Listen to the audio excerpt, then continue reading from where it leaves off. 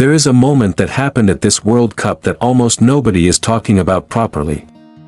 Not the goals. Not the upsets.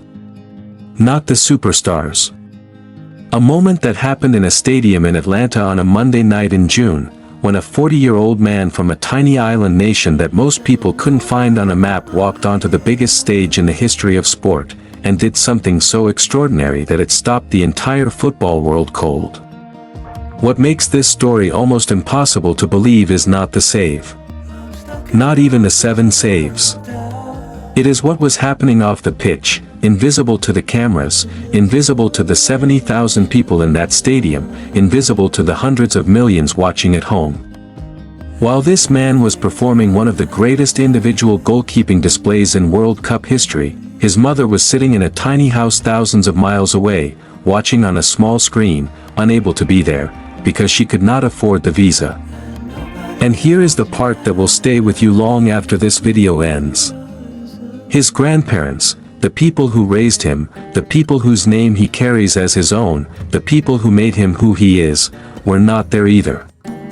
Not because of a visa. Not because of money. But because they are gone.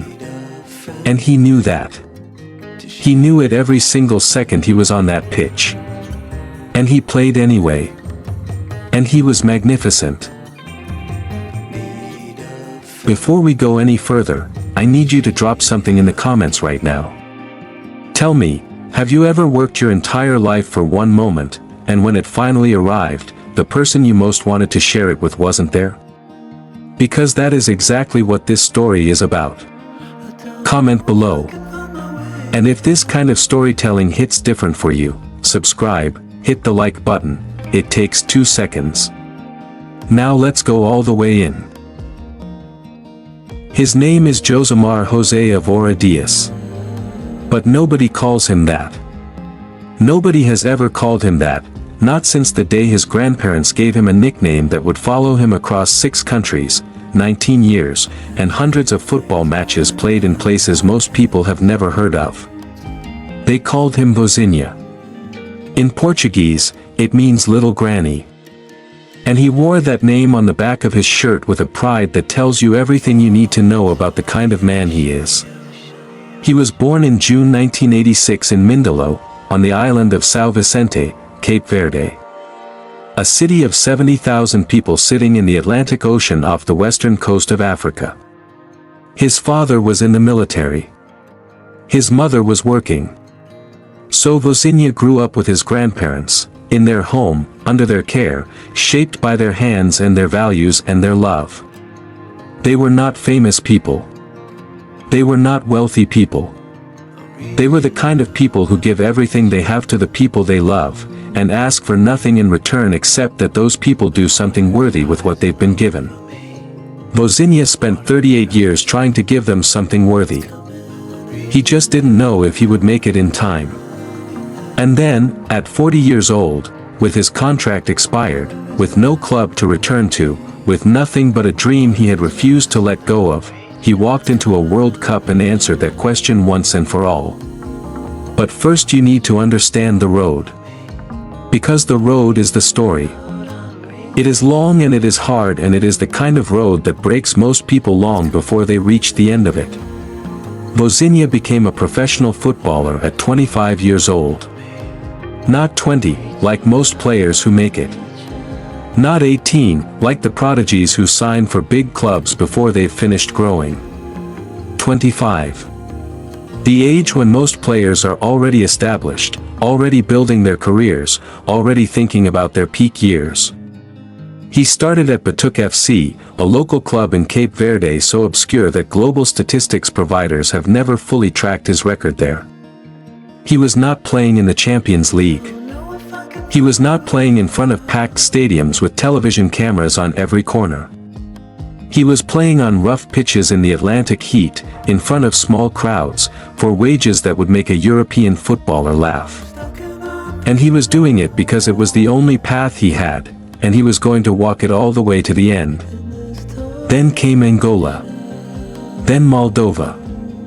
Then Portugal. Then Cyprus. Then Slovakia. 6 countries. A different language in almost every city.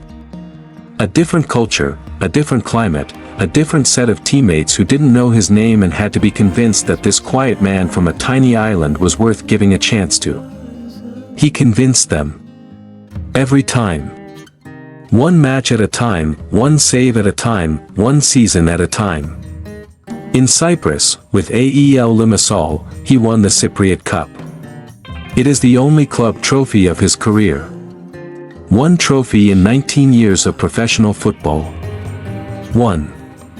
And when you look at the journey that led to it, the countries, the clubs, the languages learned, the sacrifices made, the times he must have asked himself whether any of this was ever going to be worth it, that trophy is not a modest achievement. That trophy is the proof that he never stopped believing, even when the evidence suggested he should. His most recent club was Chaves, in Portugal's second division. His contract expired on June 1, 2026. 3 days before the World Cup began. He went to the biggest tournament in the history of sport without a club to go back to. Let that sink in for a moment. The man standing between Cape Verde and the world had nothing waiting for him on the other side of this dream.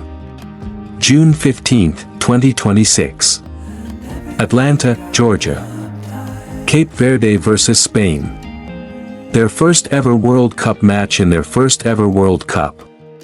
The Spanish squad contained players who had won European Championships, Champions Leagues, and every major individual award the sport has to offer. Spain were ranked second in the world. Cape Verde were ranked 67th. The entire football world expected a comfortable Spanish victory and moved on. Nobody was watching this match for the result. They were watching it to see by how much.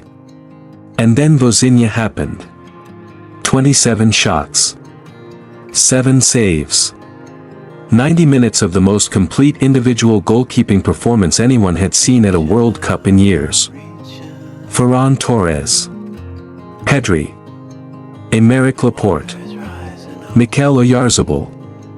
One by one, the Spanish attack arrived. One by one, Vozinha sent them back. He read trajectories before they happened. He positioned his body in ways that seemed to defy the geometry of the goal he was protecting. He was not lucky. He was not desperate.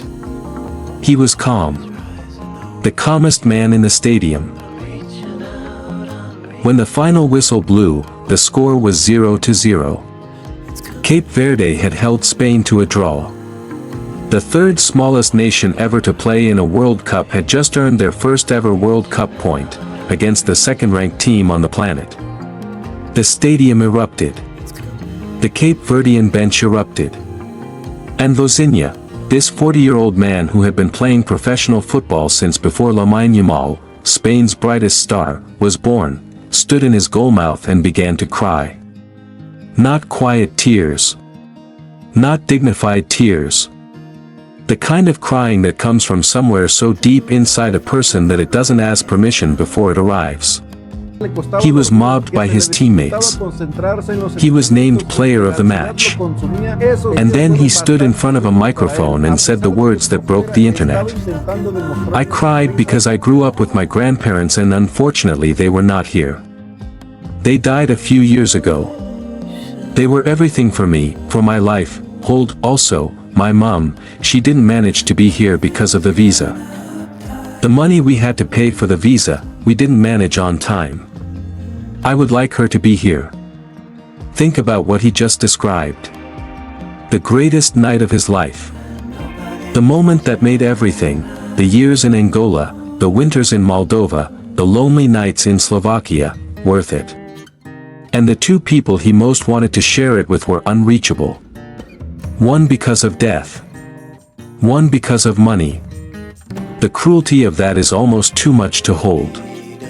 What happened next was something that football, for all its faults, occasionally manages to get right. A Brazilian television broadcaster heard his words and encouraged their viewers to follow Vozinha on Instagram. Within minutes, not hours, minutes, his following exploded.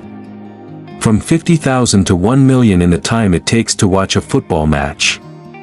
By the next morning, he had 5 million. By Thursday, 13 million.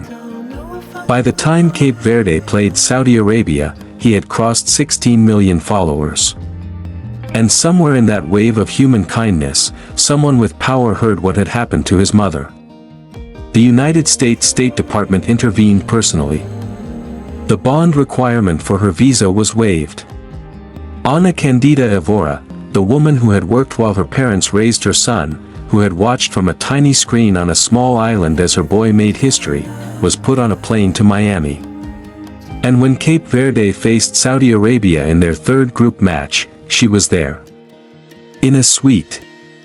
Waving a tiny Cape Verde flag. Vozinha saw her. Of course he saw her. And he kept another clean sheet. Because of course he did. His second clean sheet of the tournament, joining Peter Shilton and Dino Zoff as the only goalkeepers over 40 to achieve that in a World Cup. A 40-year-old man with no club, whose grandparents were gone and whose mother almost couldn't afford to watch, standing in the company of the greatest goalkeepers who ever lived. After the match, with Cape Verde confirmed as the smallest nation in history to reach the World Cup knockout stage, Vozinha said something that deserves to be heard. He said, "We are small. But we have big hearts and we are fighters." And then he looked at the cameras and said, "Maybe for many of you, you think the Cape Verdean player is not good enough. But we came here to show that we have a lot of quality. We are here to compete." That is not the statement of a man who got lucky. That is the statement of a man who has been underestimated his entire life and decided, a long time ago, that other people's low expectations were simply none of his business. And now, right now, as you watch this video, Cape Verde is preparing to face Argentina in the round of 32. Lionel Messi. The greatest player who ever lived. The reigning world champions. And standing between them and the next round will be a 40-year-old man from a city of 70,000 people, with no club contract, wearing the nickname his grandparents gave him. The story is not over. It is just reaching its most impossible chapter yet. Here is what I want you to take from this. Not the saves. Not the statistics. Not even the extraordinary geopolitical story of a government intervening to get a mother a visa so she could watch her son play football. What I want you to take from this is something simpler and something harder. Vozinha became a professional footballer at 25. He played in 6 countries that were not his home. He won 1 trophy in 19 years. He arrived at the World Cup without a club. And at 40 years old, the age when most people are settling into the second half of their life, the age when dreams are supposed to have already been achieved or abandoned, he had the greatest moment of his career. His grandparents gave him a nickname. They called him Little Granny. They raised him with their hands and their love and their belief that he was capable of something the world hadn't seen yet. They didn't live to see it. But every save he made in Atlanta, every minute he stood unbeaten in that goal, every tear he cried when the whistle blew, all of it was for them. It was always for them. And somewhere, in whatever comes after this life, I like to think they know. I like to think they saw every single one of those 7 saves. That they felt the crowd rise. That they heard the commentators say his name, Vozinha, Vozinha, Vozinha, and they turned to each other and said, "That's our boy. That's the boy we raised. Look what he did." The World Cup is still going. The Argentina match is still to come. The story of Cape Verde's goalkeeper is still being written. But whatever happens next, whether he stops Messi or whether Argentina end the fairy tale, what has already happened cannot be taken back. A 40-year-old man with nothing to lose and everything to prove walked into a World Cup and reminded every single person watching that it is never too late. That grief does not have to stop you. That poverty does not have to define you. That small countries can have big hearts. And that sometimes, the man nobody expected is exactly the man the moment needed. His name is Vozinha. And the world finally knows it.